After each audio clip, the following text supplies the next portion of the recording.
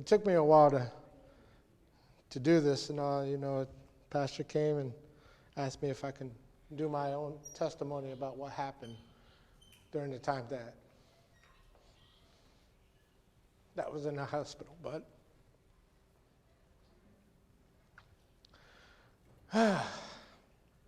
first and foremost, I would want to give thanks and praise to our Lord, our God, for healing me and allowing me to continue to serve Him. Amen. I would also like to thank each and every one of you for praying and standing in faith with my family for my full recovery. My family and I caught COVID towards the end of August. Thank you.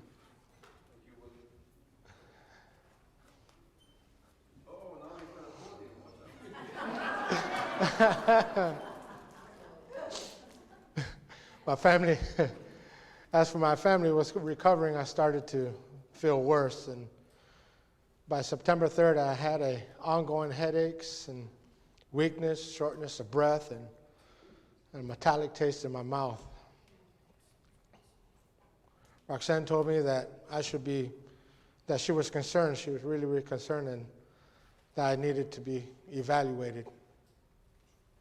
It was that, or she would call the ambulance on me, and I didn't want to go anywhere, so I agreed.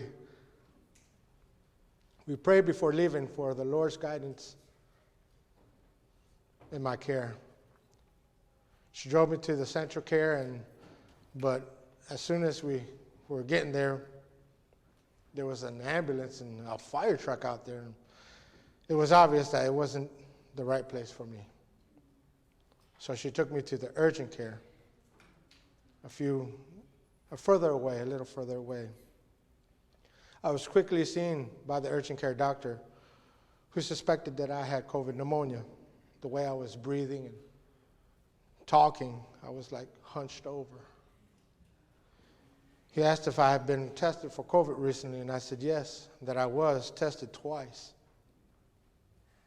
And they both came out negative. He tested me again, and yet again, another negative result. He told me that he didn't trust that with the testing that he had. I'm just nervous, standing in front of the congregation. I'm like, yeah.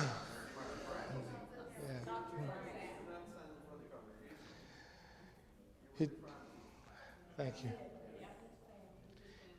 He told me that he didn't trust the test, and he wanted me to get a chest scan as soon as possible. After this CAT scan, I was instructed to go home and waited for the results to come in. We went home to prepare for Shabbat. During online worship, I received a phone call from the doctor. He said that I had COVID pneumonia and that I needed to go to the hospital. I asked him if I could go in tomorrow. He said sure, but for me to go in early in that morning. I told my wife that I had COVID pneumonia, and if I had symptoms, if my symptoms were worse, then I had to go to the hospital. The Lord put in Roxanne's right in her mind right away that I needed a pulse oximeter to monitor my oxygen. That night, my oxygen was around 96. Saturday morning, Roxanne noticed that I was looking very, very bad. I was looking worse. She checked my oxygen levels, and I was at 88, and decided to call the urgent care doctor, who told her that he instructed me to go to the hospital last night. To tell you the truth, I didn't know why I waited until in the morning. We prayed together as a family before going to the ultimate hospital. While waiting, I saw so many people, from a man in pain to a crying baby with fever. I immediately started praying for them. Then we started listening to worship music as we were waiting.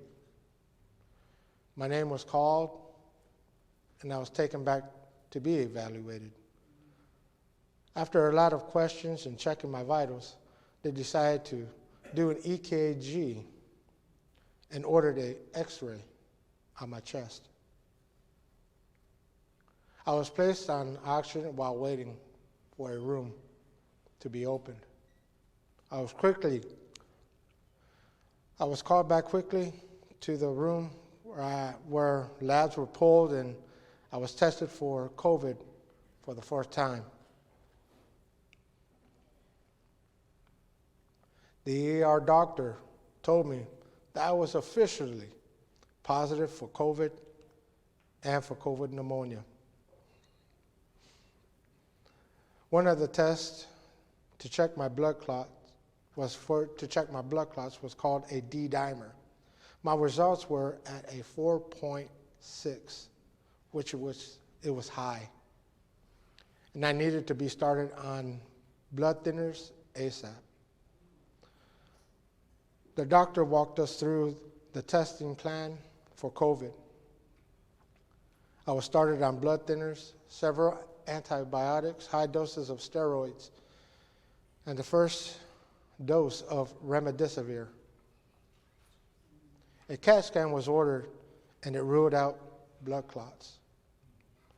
Sitting in the room together, I told my wife, Roxanne, don't worry, I've been through this before. I was referring a few years ago when I had a gallbladder surgery where the lower lobes of my lungs collapsed. I was placed on oxygen in the ICU at that time. Roxanne and I prayed before she left, trusting in the Lord that we would see each other again. I ended up placed in the COVID floor of the hospital during my second night, where my oxygen levels had to be adjusted many times because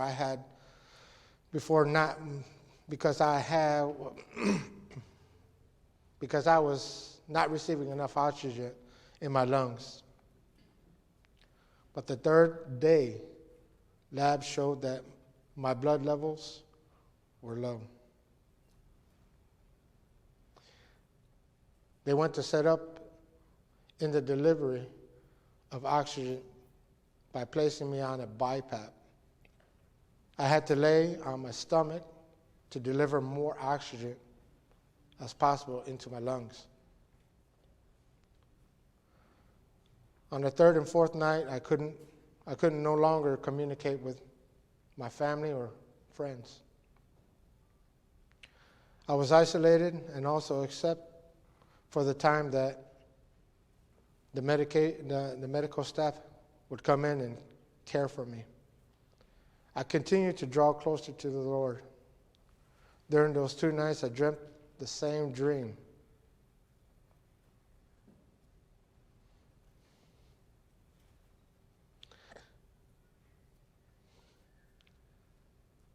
In this dream, I was standing inside of an auto parts store that I used to work at. I looked around, talking with old co-workers, glanced outside. It was gloomy and dark, and the moon was the only light. I walked out of the store and into the parking lot, and I saw something standing in the field next door. It was a round-shaped figure with glowing white eyes. I walked up to him and asked him if he needed help.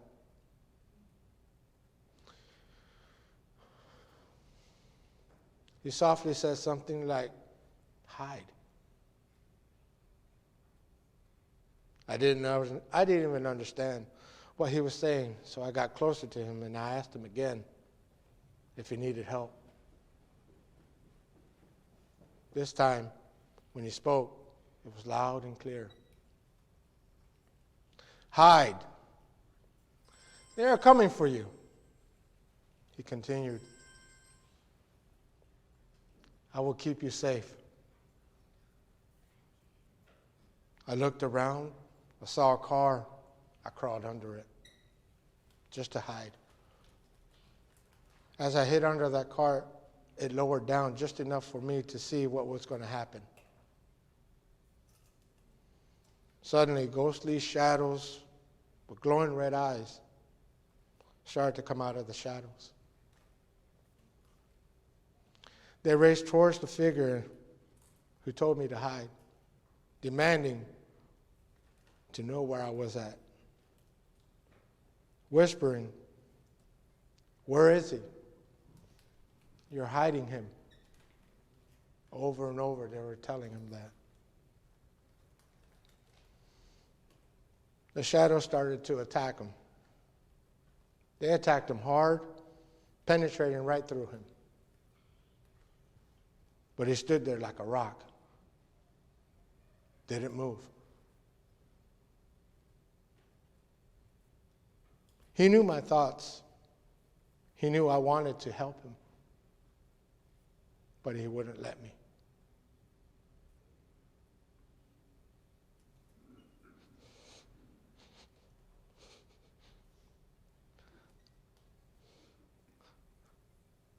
The dream ended both nights.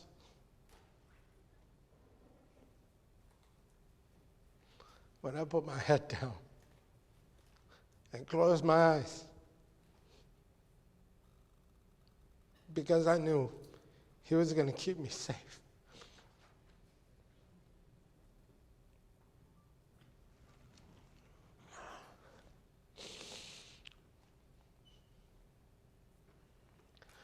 My wife later shared with me that the nights I had dreamt, my prognosis went from guarded to poor, in which I was given little chance to recover. The remdesivir had to be stopped after my 4th dose because my heart rate was dropping into the 40s and 30s. It was a race to keep me stable. Plans were quickly being made to be placed for me to go into the ICU on a ventilator. But just as quickly as my health started to decline, by the grace of God, there was a turnaround. My vitals and labs improved. There were small improvements with my labs daily. The CAT scan was ordered to check my progress. It picked up patches of bronchitis along with COVID pneumonia, so I needed to continue using a BiPAP. I praised the Lord daily, no matter what. I praised Him in the morning, afternoon, and evening. I started talking with nurses, asking them about their background, if they are believers. Some of them even prayed with me. And others I prayed for. I prayed and praised the Lord every day and night. I tuned in online services for worship in bed. The nurses came in and asked if I was all right. I told them yes, and praise the Lord. They walked outside with a smile. By the 6th and 7th day, the doctors and nurses told me that I was making important progresses and that I was going to be sent home soon. I was slowly starting back on solid foods and tolerated them well by the 9th day. Just like that, overnight my health started to change again. This time, I was having excruciating pains in my stomach. I told the doctors and nurses what was going on with me. They assumed it was a regular GI issue that happens to people sometimes when they start back on solid foods. So they gave me medication to use the restroom. I felt a little relief. Then the pain started back. That night I was praying and talking to the Lord in pain. Why am I still here? I should be going home, not in pain. I laid there thinking, what did I do wrong? What did I say? It hit me like a ton of bricks. I didn't give the Lord his glory. Instead, it was all about me, what I did, what I went through. You see, when I was told that I was improving, making progress, and I could be going home,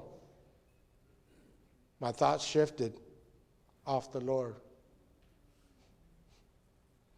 I realized this immediately, repented, and gave the Lord his glory, for it was his hand that saved me. While I was going on worship, while this was going on with me, I had worship music playing in the background. The group Miraculously was playing Psalms 23 in Hebrew. I was singing to the Lord, reading the subtitles, and this verse of the song came up. Though I walk through the valley of the shadow of death, I will fear no evil, for you are with me. You're my rod, you're my staff. They comfort me. You prepare the table before me in the presence of my enemies. You anoint my head with oil. My cup runs over. I lay there in that bed as if it was an altar of sacrifice. I surrender fully to the Lord that I am his, praying for the Lord to take me if it was my time to die. If not, let me see another day so I can serve and praise him for all of my days. I opened up my eyes. It was morning. The Lord let me live to see another day.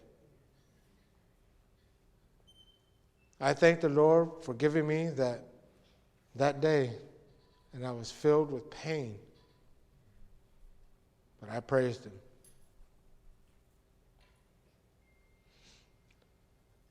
I could not keep anything down because everything became nauseous, and I was having more pain despite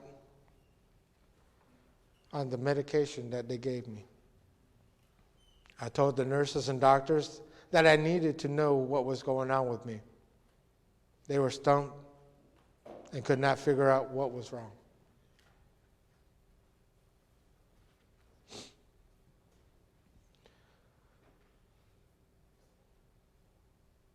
I had a cup of liquid oatmeal on the tray for breakfast. I forced myself to eat it because I was so hungry. I didn't eat for 2 days. As soon as I finished eating, I vomited. I was in pain for 2 to 3 days. I felt like I was not being heard.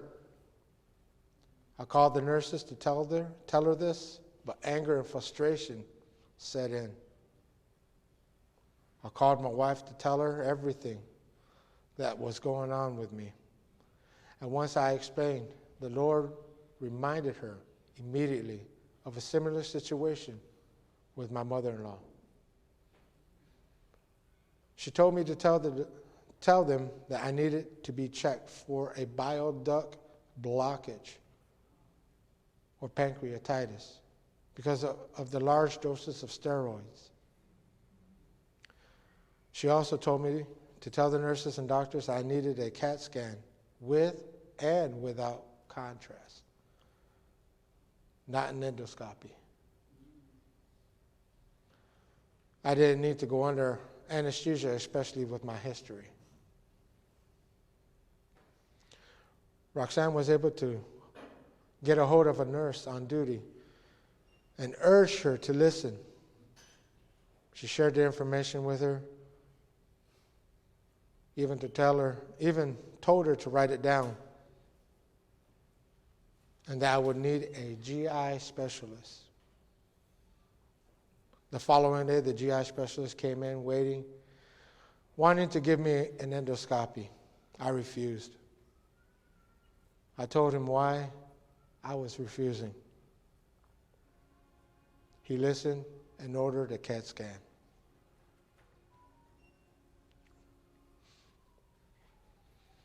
The results came back that I had pancreatitis.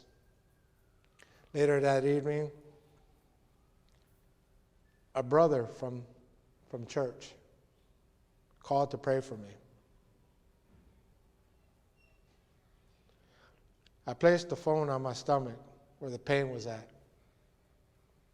and he prayed. Once he finished praying, it was like something lifted off my stomach, and I started to express relief.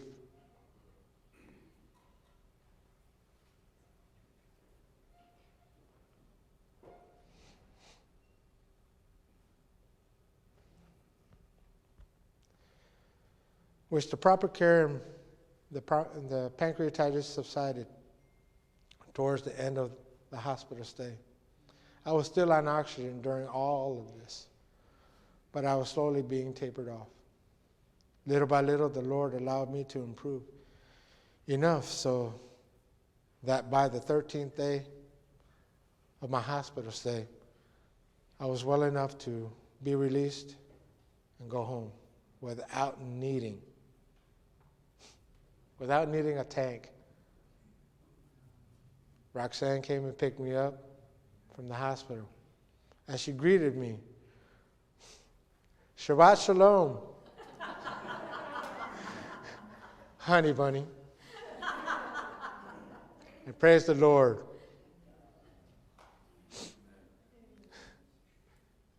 I wanted to cry when I saw her. I choked back the tears until we were in the van. We both cried.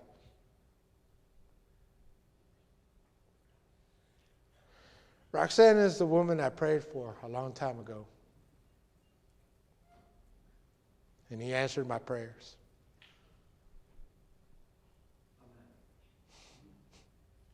She's my wife. She's my helpmate. She's my friend.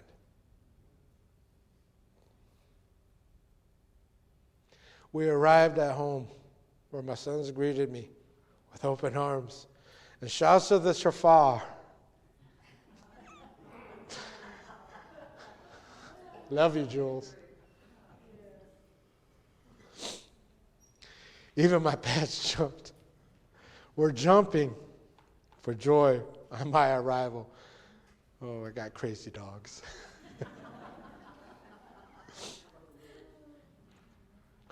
We baked challah that afternoon just in time for Shabbat and tuned in online for online service. I thank the Lord for all that I've been through, that He did not leave me nor forsaken me.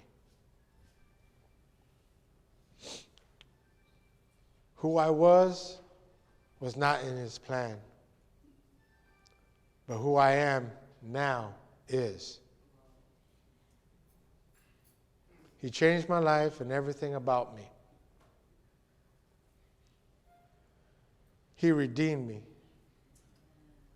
It is His breath that is in my lungs. And I thank Him every day of my life now. When I wake up and when I go to bed. And I thank you all for letting me tell my testimony, because He tested me. He tested my faith, and I thank Him. Thank you.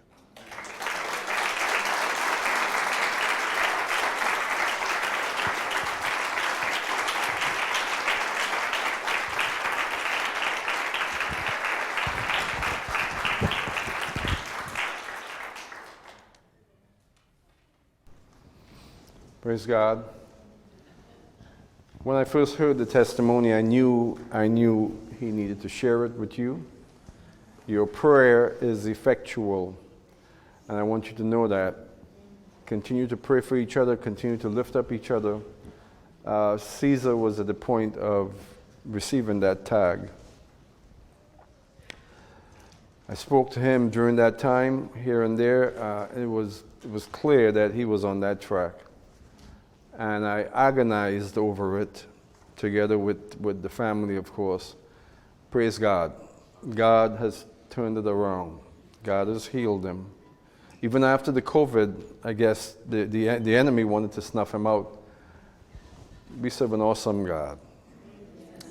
And forever, Cesar will praise God and glorify God for what He has done. So I've been teaching last 2 Sundays on worship and the significance of worship, the importance of worship. Several times during Cesar's testimony, he talked about worshiping. How he worshiped at the hospital. He would tune in to worship here, corporate worship here. I want to tell you that that testimony speaks volumes, many more volumes than I can speak, concerning the reality of worship and just how powerful worship is and how much we need it. So in light of all that I've said over the last couple of weeks, I'm just going to encourage you to make worship, your private worship, your individual worship, very important in your life, but make corporate worship also very important. We need to press into God. We need to know His glory. Last week we read from Exodus chapter 29.